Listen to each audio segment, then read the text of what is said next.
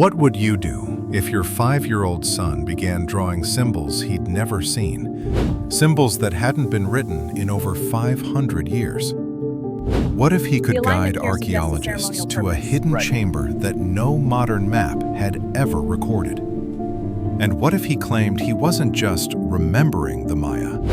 He claimed he was Maya, returned to finish what death had interrupted. In the archives of Mexico's National Museum of Anthropology, there exists a file marked "Classified until 2045." Inside that file lies documentation of a case that has baffled researchers, archaeologists, and neurologists for over 3 decades. A case involving a child who possessed knowledge that shouldn't exist in a 5-year-old mind. A case that challenges everything we believe about consciousness, memory, and the thin boundary between life and death. Welcome to Reincarnation Chronicles, where we explore real cases of children who remember past lives. If you're curious about the mysteries of reincarnation, hit that like button and subscribe. All right, let's dive in. The streets of Valladolid wake each morning to the sound of bicycle bells and the aroma of fresh tortillas being pressed in home kitchens. This colonial town in the heart of Yucatan sits almost exactly between the ancient ruins of Chichen Itza to the west and the coastal temples of Tulum to the east. It's a place where the past isn't just remembered, it's lived, breathed into existence with every sunrise that illuminates the Baroque cathedral in the central plaza. In the spring of 1991, the Eck family lived in a modest house on Calle 41, just 3 blocks from the town's famous cenote. Roberto Eck worked as an accountant at the municipal building. His wife, Maria, taught elementary school at Escuela Primaria Benito Juárez. They had 2 children, 8-year-old Ana and 5-year-old Diego, whose bright eyes and quick smile made him the darling of the neighborhood. The Eck family was Maya by blood. Roberto's grandparents had spoken the language fluently, but like many families in modern Yucatan, they had embraced urban life. They celebrated Catholic holidays, watched television, and dreamed of sending their children to university in Mérida. The ancient ways were respected, but distant, like faded photographs in a family album that no one looked at anymore. Diego was an ordinary child in every observable way. He loved playing football in the street with neighborhood boys, collected bottle caps, and begged his mother for extra helpings of cochinita pibil at dinner. His teachers at the preschool noted that he was bright, but not exceptional. He had never visited the major archaeological sites, despite living in the heart of Maya country. The family's modest income meant that trips to ruins were luxuries they couldn't afford. Everything changed on a Thursday morning in March. Maria was preparing breakfast while Roberto read the newspaper at the kitchen table. Diego sat on the cool tile floor, surrounded by his colored pencils and a stack of drawing paper. He had been quiet for 20 minutes, which was unusual for a child who normally provided running commentary on everything he did. When Maria glanced over to check on him, she noticed something odd about his posture. He sat perfectly still, his hand moving across the paper with unusual precision. The typical childish grip on his pencil had been replaced by something more controlled, almost adult in its certainty. His face held an expression of calm focus that seemed strange on such a young face.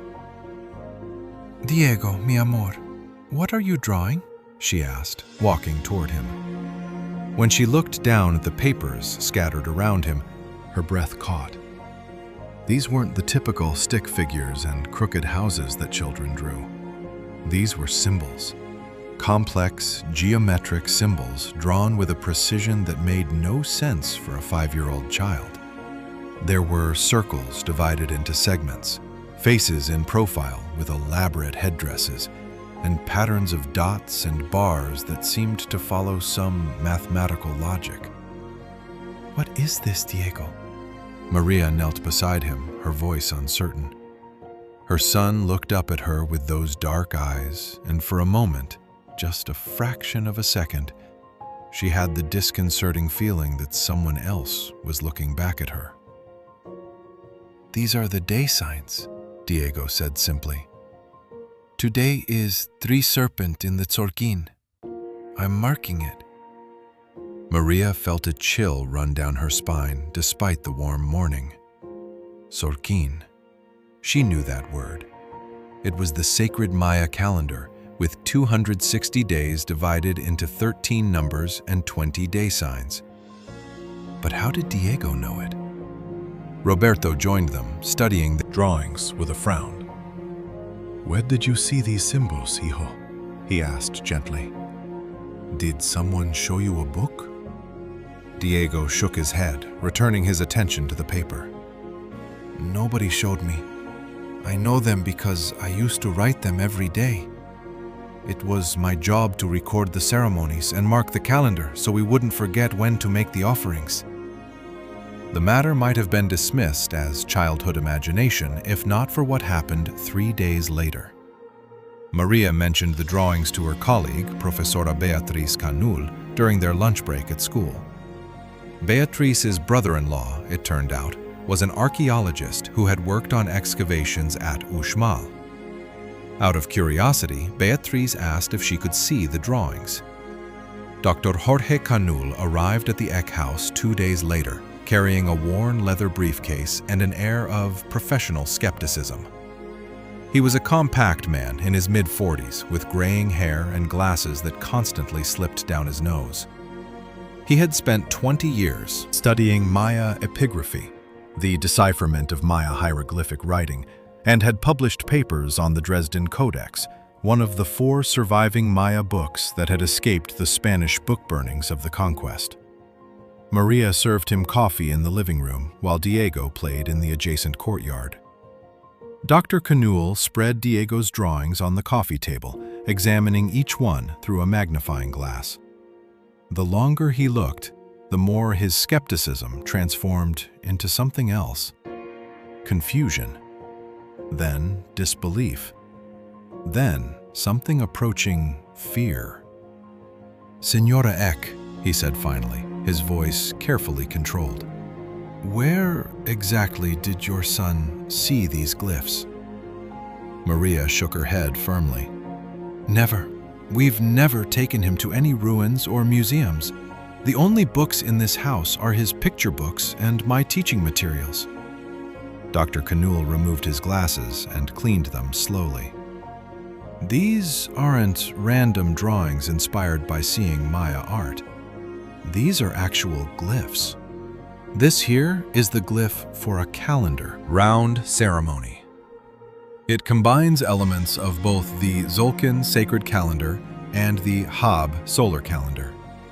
Only trained scribes knew how to write this combination correctly, and this child has done it perfectly." He picked up another drawing.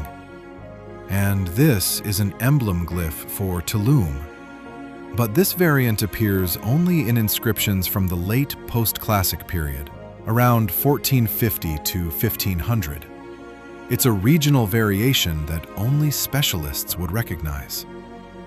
Diego came inside when called, settling onto the couch beside his mother with easy confidence. Dr. Canul smiled at him warmly. "Hola, Diego. My name is Jorge. I really like your drawings. Can you tell me about them?" The boy looked at the papers and nodded. "Those are the sacred writings, the way we keep track of time and talk to the gods." "And who taught you to write like this?" Diego's brow furrowed. "Nobody taught me. I just know it. I've always known it." Dr. Canul pulled out a photograph from his briefcase showing a stone carving covered in Maya glyphs. "Can you read what this says?" Diego leaned forward, studying the image. His finger traced along the rows of glyphs. When he began to speak, his voice took on a different quality, more formal, almost rhythmic. "In the time of the Lord K'inich, the Lord made a building for the gods. and he did a bloodletting ceremony on the day 9 Imix, and this made the gods happy. Dr. K'inch's hand trembled as he set down his coffee cup. The photograph showed an inscription that he had spent 3 months translating. This 5-year-old child had just provided a summary that was essentially correct. Diego, you said you've always known this. Can you remember learning it? The boy was quiet for a moment, his eyes distant. I remember being in a room with stone walls. There was light coming through a hole in the roof. I would sit in that light because it was warm, and I would practice writing on bark paper. I had to practice every day because if I made mistakes in the calendar, bad things would happen. The priests would be angry, and the gods might not listen to our prayers. Who were you in this memory? I was a scribe. My name was K'inich Ahau something. I worked in the big temple by the sea, the one on the cliff where you can see the sunrise over the water. I recorded everything. The ceremonies, the rulers' deeds, the movements of Venus and the moon. It was important work. Maria had her hand pressed to her mouth, her eyes bright with unshed tears. Dr. K'inch took a deep breath. Diego, this temple by the sea, could you find it? The boy nodded immediately. Of course, it's not far from here. If you take me there, I can show you. There are things I left behind, things I hid before the sickness came. The investigation began in earnest the following week. Dr. K'inch returned with Dr. Carmen Reyes, a specialist in Maya archaeology from the Universidad Nacional. She was a woman in her late 30s with sharp eyes and the weathered complexion of someone who spent more time in jungle excavations than in offices. They set up recording equipment in the Ek living room and spent hours asking Diego questions, showing him photographs of various Maya sites. Diego identified architectural features of Tulum that weren't visible in tourist photographs. He described the layout of structures that had been buried. When Dr. Reyes spoke to him in modern Yucatec Maya, a language Diego had never been exposed to, he responded haltingly in what linguists would later identify as a form of classic Maya that shouldn't exist in spoken form anymore. Diego, Dr. Reyes asked, you mentioned that you hid things before you died. Can you tell me more? The boy's expression grew sad. The strangers came with their big boats and their metal clothes. They were angry about our books. They said our gods were demons.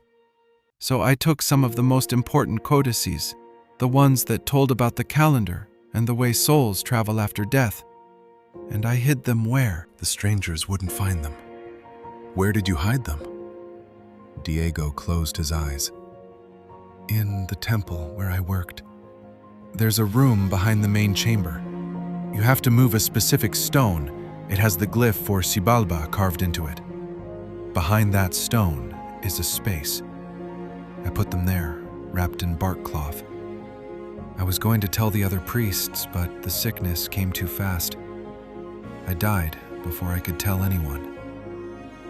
The next morning, Maria found something that made the situation even more bizarre. She was cleaning Diego's room when she noticed dirt on his windowsill. The dirt was dark and slightly damp, mixed with small fragments of ancient pottery bearing traces of painted designs. Diego, Roberto called, trying to keep his voice calm. Do you know where these came from?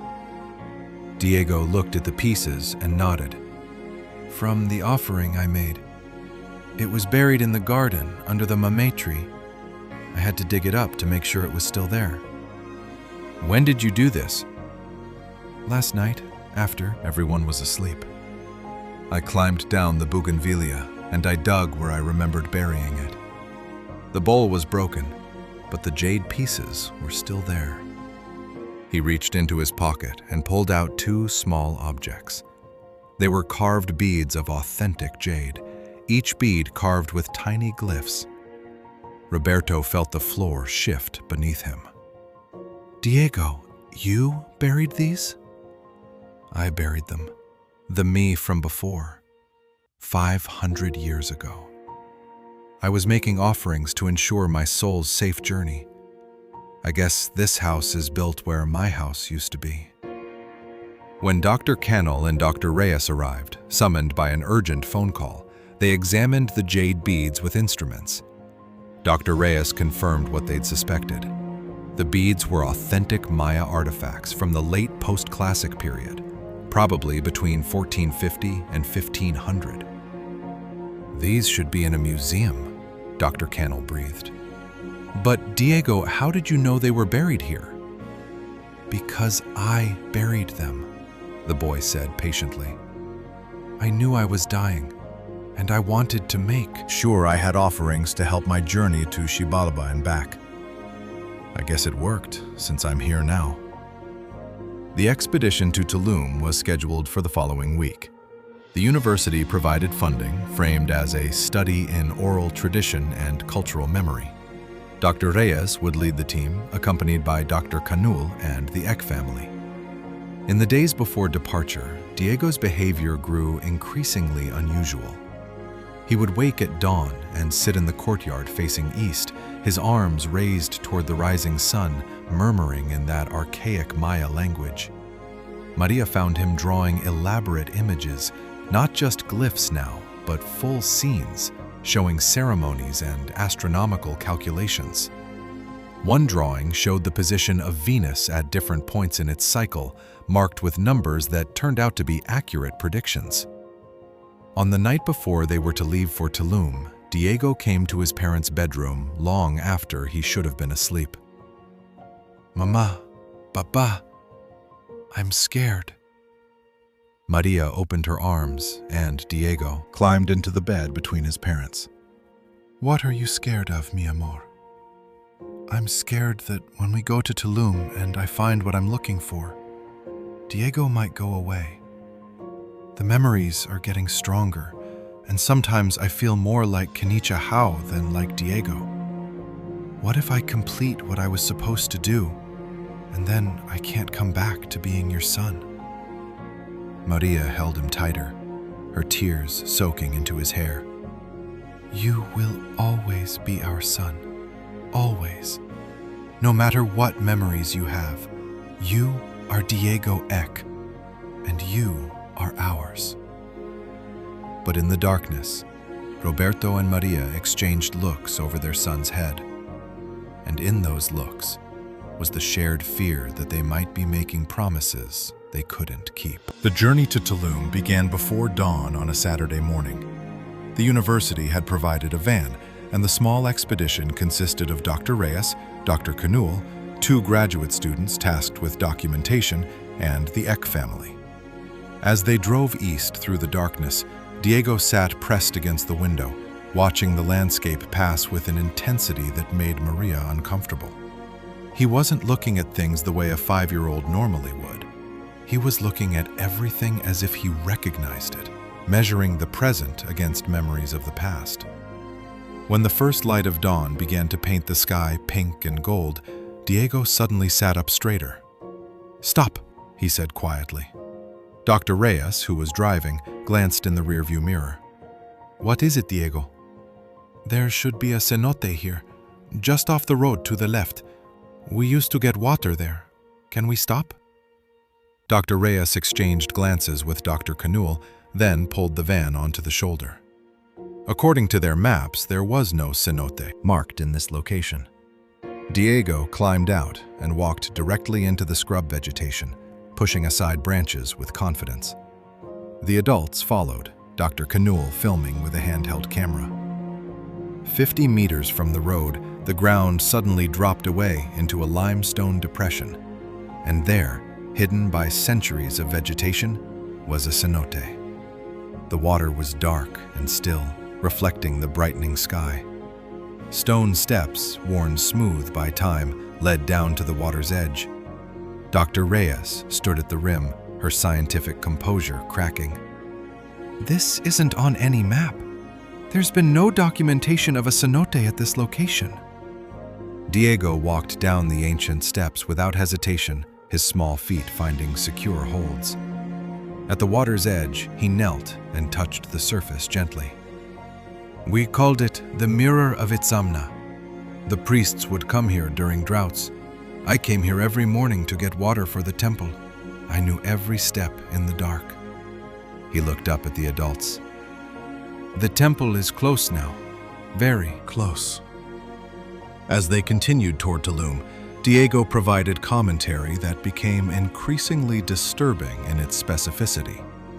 He pointed to places where roads had once existed, now buried under centuries of soil.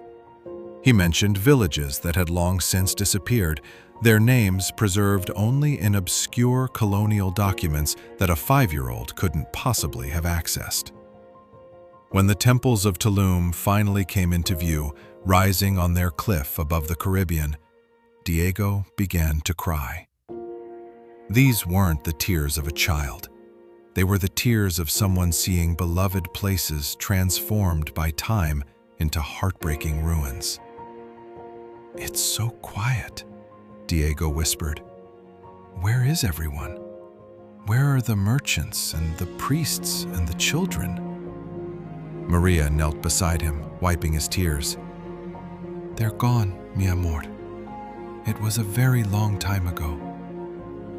I know, Diego said, his voice small and broken. But knowing it and seeing it are different things. The site was closed to tourists for the day. Dr. Reyes had arranged special access. They entered as the sun climbed higher, casting sharp shadows across the ancient stones. Diego walked ahead of the group with certainty. He didn't need informational plaques or maps. He simply knew. He led them directly to El Castillo, the largest structure, perched dramatically on the cliff overlooking the turquoise water. But instead of entering through the main doorway, Diego walked to the north side and began examining the stone blocks carefully. His small hands moved across the surface, feeling for something. Here, he said finally, pressing his palm against a stone that looked identical to all the others. This is the one. It has the Xibalba glyph, but it's been worn away by wind and rain. Dr. Canul moved closer with his camera, filming as Diego traced an outline on the stone. When Dr. Reyes brought out a specialized light that highlighted surface irregularities, she gasped. There was indeed a glyph carved into the stone, so weathered it was nearly invisible. And it was the glyph for Xibalba, the Maya underworld. Diego, are you telling us that behind this stone is a hidden chamber? The boy nodded. That's where I hid the codices, but I don't think I can move the stone myself anymore. I was bigger then, stronger. You'll need tools. It took 2 hours of careful work. Dr. Reyes called in a specialized team from the Instituto Nacional, explaining they had reason to believe there might be an undocumented chamber. The stone, they discovered, wasn't mortared in place. It was balanced in a way that allowed it to be pivoted, a sophisticated mechanism that spoke to ancient engineering knowledge. When the stone finally shifted, revealing a dark opening, the smell that emerged was ancient, dry, dusty, with the faint, sweet scent of copal resin burned centuries ago. Dr. Reyes shone a flashlight into the darkness. The beam illuminated a small chamber, perhaps 2 meters square, with smooth plaster walls. And there, in the far corner, wrapped in deteriorated bark cloth, were 3 rectangular objects. The excavation had to proceed with extreme care. A team of conservators was called from Mérida. They worked for hours, carefully documenting the chamber before finally, with gloved hands and specialized tools, removing the wrapped bundles. In a field laboratory tent, the conservators began unwrapping the first bundle. Diego stood with his parents, watching, his face grave. As the layers of bark cloth were peeled away, What emerged made everyone catch their breath. It was a codex. A genuine Maya codex, made of bark paper coated with lime and folded accordion style. The pages were covered with glyphs and images painted in colors that had somehow survived 5 centuries.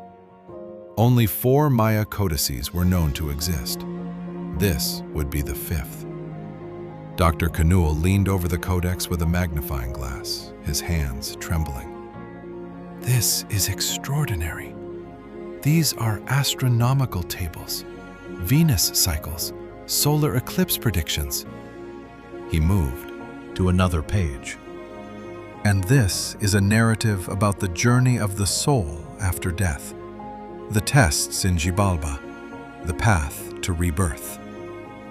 The second codex contained detailed calendrical information and historical records. The third was perhaps most remarkable.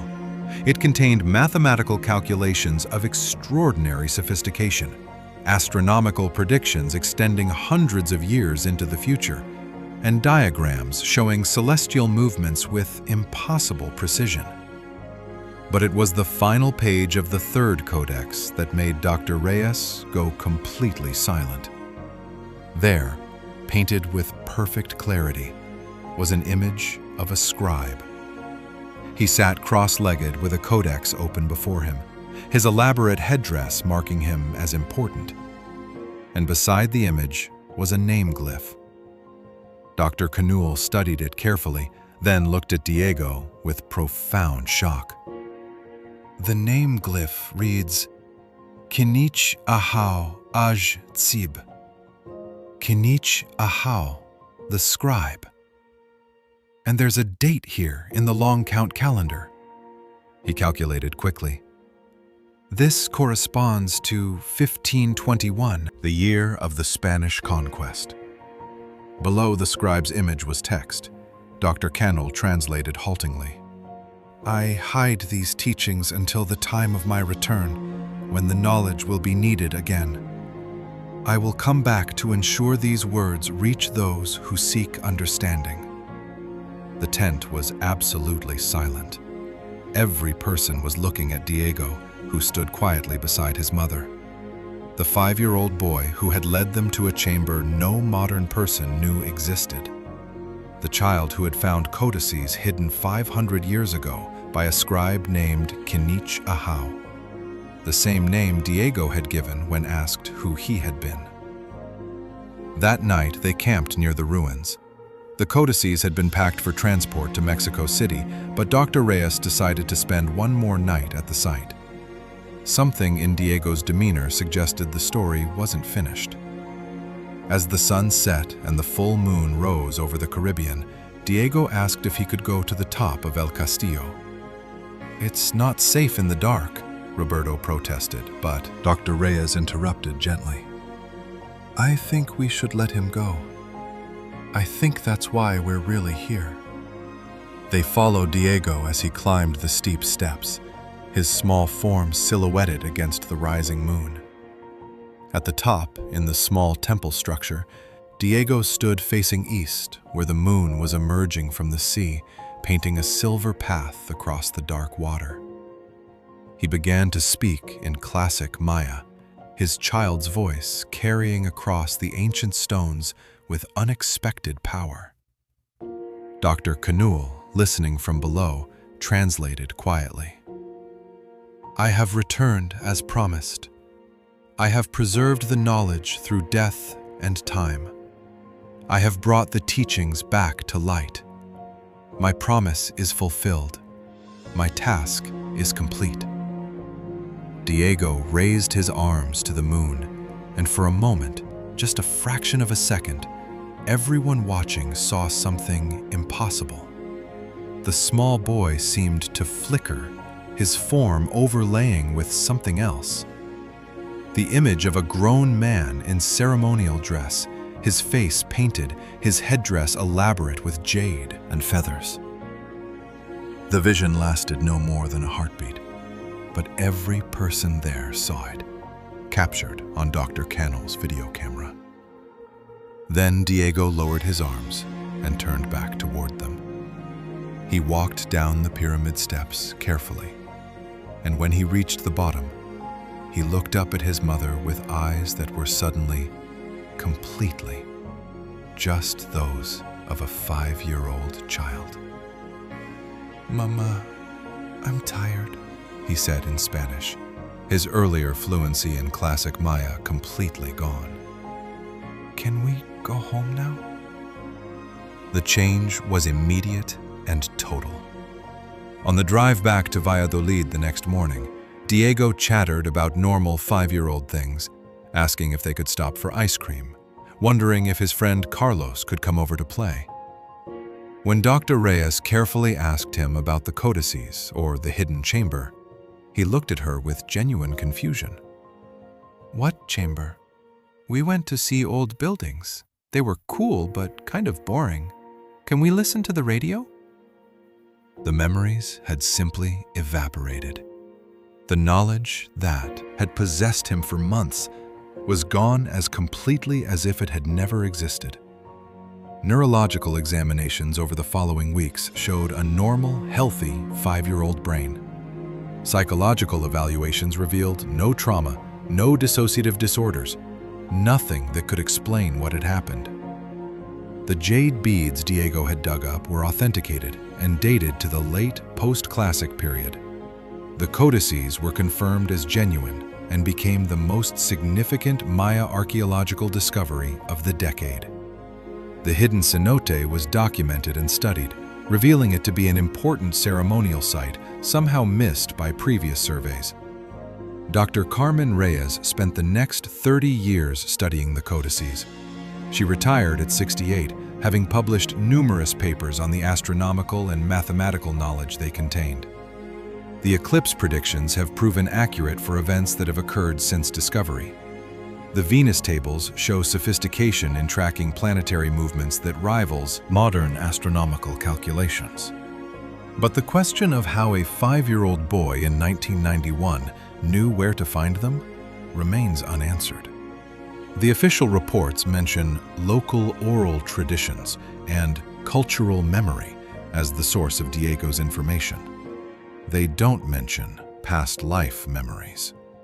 Those details exist only in the classified file, sealed until 2045.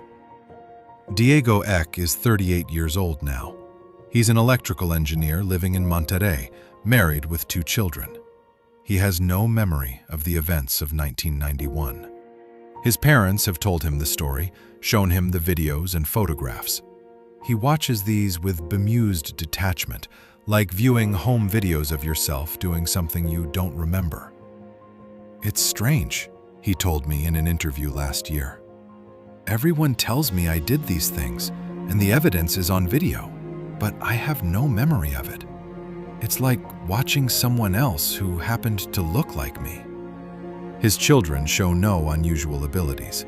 They're normal kids who play video games and argue over movies. There's been no indication that whatever possessed their father has passed to them. Dr. Reyes kept a photograph on her desk in her retirement home. It shows young Diego at Tulum, standing at the entrance to the hidden chamber, his face serious beyond his years. Behind him, barely visible in shadows, are the wrapped bundles that would become the 5th, 6th, and 7th Maya codices in existence. "I spent 40 years studying the Maya," she told me in our last conversation before she passed away 6 months ago. "I learned to read their writing, understand their mathematics, trace their astronomical observations.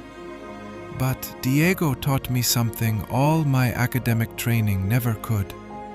That knowledge doesn't only flow forward through books. Sometimes it flows through channels we don't understand, carried by forces science hasn't learned to measure." She paused, looking out at the mountains. Was it truly reincarnation? Was K'inich Ahau's consciousness somehow preserved across 5 centuries? I don't know. But I know what I saw. I know what we found. And I know that a 5-year-old boy led us to discoveries that would have taken decades to make otherwise, if we ever made them at all.